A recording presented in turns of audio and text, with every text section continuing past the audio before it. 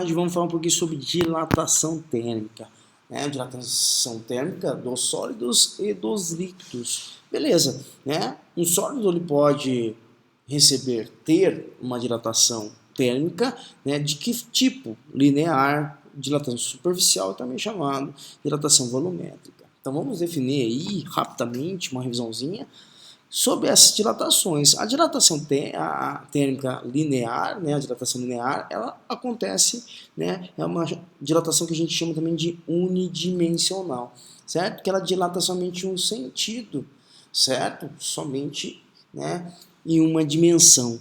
E a dilatação superficial também é chamada de bidimensional, pessoal, porque dilata em duas dimensões. E a dilatação volumétrica só pode ser o quê? Uma dilatação tridimensional, em três dimensões, fechou? Então vamos lá, cuidado. Então a linear significa que, em uma dimensão só e exatamente somente em um sentido acontece essa dilatação, né? E é estudado essa dilatação linear quando eu estou analisando, né, materiais que têm um comprimento muito grande. Então a gente estuda, né, o que mais é eficaz para a gente no estudo, a verificação em si da dilatação é no comprimento. A importância é estar no comprimento. Como assim? Se a gente observar o trilho do trem, né, é um material, né, que ele sofre uma dilatação térmica devido ao atrito, né, do trem em si, e ele tende a aumentar um pouco, né, o seu tamanho linearmente. Então a gente pode ver que tem alguns intervalos pequenos para compensar essa dilatação no trilho. Tá bom? Então, dilatação linear, ela pode ocorrer em fios, né? O aquecimento do fio acontece uma dilatação linear no comprimento desse fio, como no trilho, como em barras aí, né, metálicas. Então, cada corpo, né, cada material tem um coeficiente de dilatação diferente um com o outro.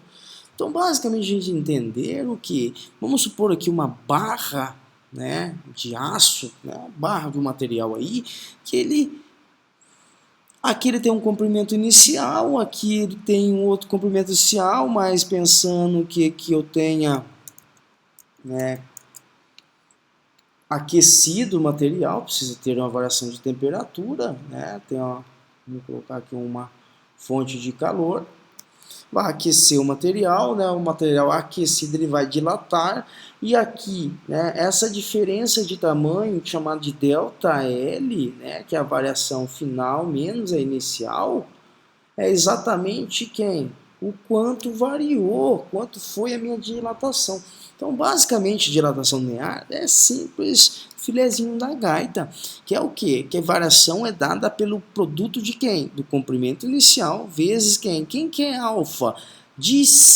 Ouviu falar em dilatação linear, estou trabalhando sobre o coeficiente alfa, que é o coeficiente de dilatação, e cada material tem o seu, certo?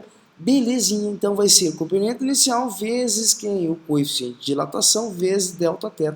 Quem que é Δθ, pessoal? Nada mais eu descrever que é θ final menos θ inicial, mas ainda não ajudou, é nada mais que a variação de da temperatura. Exatamente. Então ali a gente estudou, né, a dilatação térmica no material, na barra, e aqui aconteceu uma dilatação, uma variação no seu tamanho, e isso é a dilatação térmica linear, tá bom? A dilatação linear em uma dimensão somente.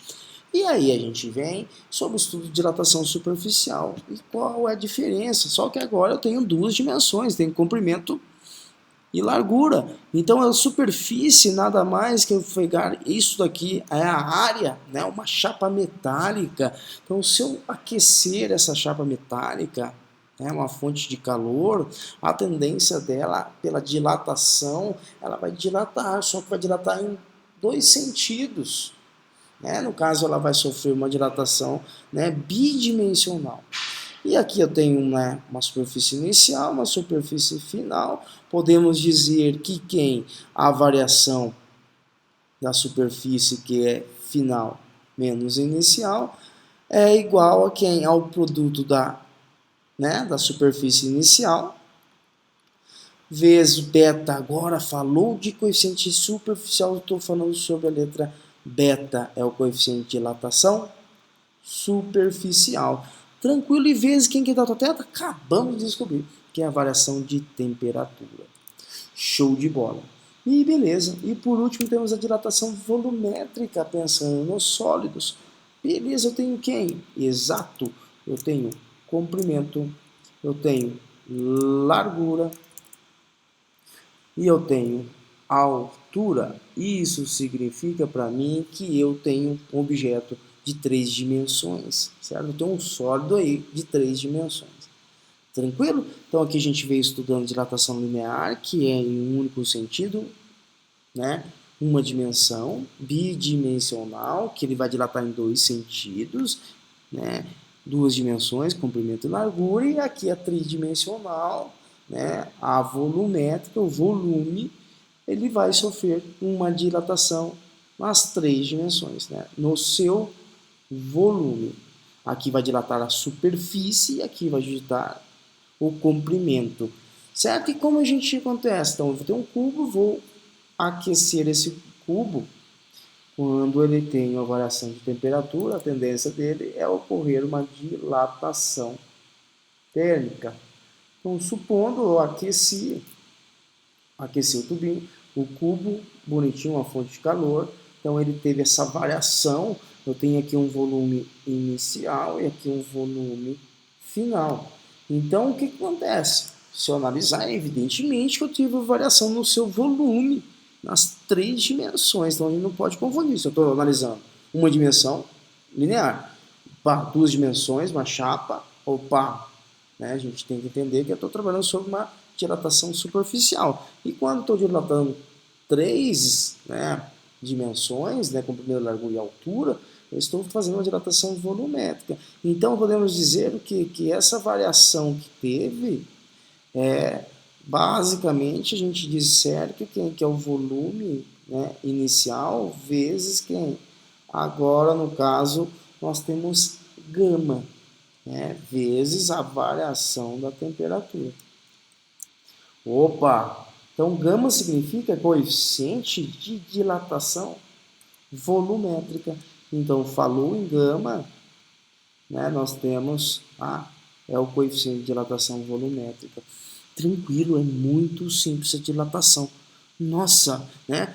E aqui a gente pode ter alguma relação, vou apagar aqui só para a gente ter, né, uma noção um pouco maior.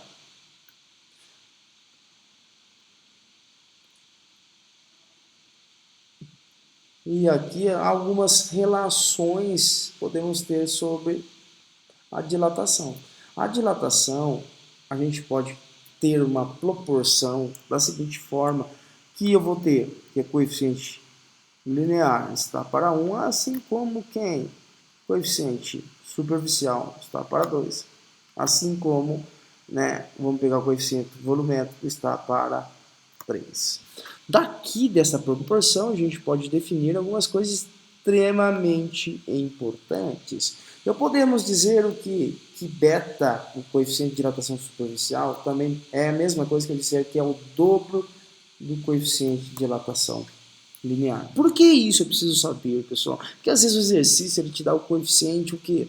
Linear. Só que ele está pedindo uma dilatação superficial. Então eu preciso fazer aqui e dizer que o coeficiente, né, superficial é o dobro, né, do coeficiente linear. Opa, a gente consegue obter também outra relação? Sim, podemos dizer também que pegar aqui, ó, alfa e gama, ó, alfa está para 1, assim como gama está para 3. Podemos também dizer que o coeficiente de dilatação volumétrica é 3 vezes o comprimento de quem? O comprimento, na verdade, aqui, 3 vezes o coeficiente de dilatação linear. Então, aqui a gente precisa ter essas noções para depois a gente conseguir utilizar da melhor forma possível. E podemos também dizer que aqui, que o coeficiente de dilatação volumétrico, né, pegando essas duas relações aqui, que vai ser 2 vezes né, multiplicando cruzado, proporção, que é igual a 3 vezes o coeficiente superficial. Então, que coeficiente volumétrico nada mais que é 3 vezes beta dividido por quem? Por 2. Ah, mas para que isso? Novamente, quando a gente dá no exercício para vocês o coeficiente de dilatação qualquer, só que ele está pedindo a dilatação volumétrica. A gente deu a dilatação, deu o coeficiente de dilatação linear, e aí, só que ele está pedindo a dilatação volumétrica. Só que então, se deu linear, eu preciso colocar no lugar quem? A volumétrica não é a variação, que é a volume inicial, vezes quem? Gama vezes delta teta. Esse gama aqui, eu tenho que considerar que é 3 vezes alfa, então foi dado linear. Para mim fazer esse cálculo, eu preciso ter quem? O gama. Belezinha. Então vamos lá pensar agora, né, na dilatação dos líquidos. O líquido em si, né, como a gente conversou, né, se eu tenho um recipiente, esse recipiente, vamos supor que eu tenho água nesse recipiente, ele vai aquecer, né, e esse aquecimento vai ocorrer um transbordamento desse líquido, tá bom? E esse transbordamento do líquido em si vai pingar, gotejar e o que cair, né, dessa dilatação, né, do aumento do volume, no caso aqui do líquido, exatamente o que cair aqui é exatamente a variação do volume, só que a gente chama de variação do volume aparente. Por que a gente chama a dilatação aparente, pessoal? E como se calcula? Então, aqui no caso, falando de dilatação dos líquidos, tá bom? Belezinha. Então, podemos dizer que a dilatação volumétrica aparente, que é essa gota, é basicamente o volume inicial vezes quem? O gama aparente vezes delta teta.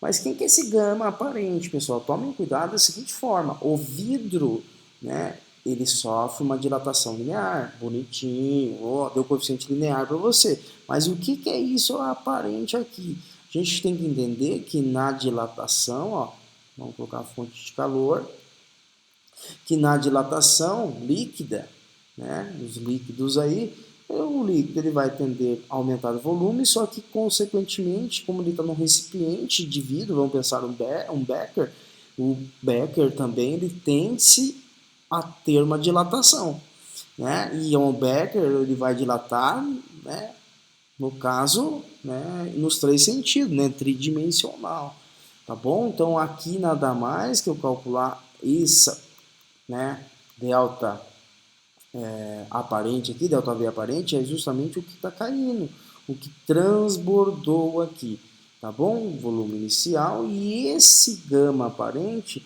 é nada mais que a diferença entre quem? Com a dilatação, né, do líquido menos a dilatação de quem? Do vidro. Isso é aparente, porque os dois vão dilatar. A água tende-se a dilatar e o vidro também tende-se a dilatar. Então, o vidro aí, no caso, dilatação, se ele der dilatação linear, aqui no caso ele está trabalhando sob gama. Então, gama, né, eu preciso compensar. Então, gama é quem? É 3 vezes a linear. Então, vamos lá, o vidro deu uma dilatação linear de tal valor. Então, deu alfa. O valor de alfa é tanto. Só que eu não posso colocar alfa aqui. Eu preciso, né, pensar da seguinte forma: o Becker, né, o vidro tem a dilatação linear, o Becker ele vai dilatar, né, ele vai dilatar tridimensional, né, nas 3 dimensões dele, e bonitinho. Aí eu vou colocar aqui isso ainda aqui vezes delta teta, muito tranquilidade. Então bonitinho, é exatamente isso. Então aqui no aparente, né, no gama aparente, podemos também entender que aqui o volume extravasado, beleza? O volume inicial, aqui a diferença. Eu também posso descrever, né, que gama real é igual a quem? Ao gama, né, aparente mais, né, o gama do nosso frasco, no caso do vidro. Então, no caso aqui, a dilatação real é igual ao quê? A dilatação, vamos pensar, a dilatação da água mais a dilatação do frasco. Essa é a dilatação. Podemos dizer o que também, né? Qual foi a dilatação aí, né? A dilatação aparente, né? A dilatação aparente, ó, só isolando. Dilatação aparente pode ser quem? É a dilatação real menos a dilatação de quem? Do frasco. Certo? Basicamente isso. Show de bola.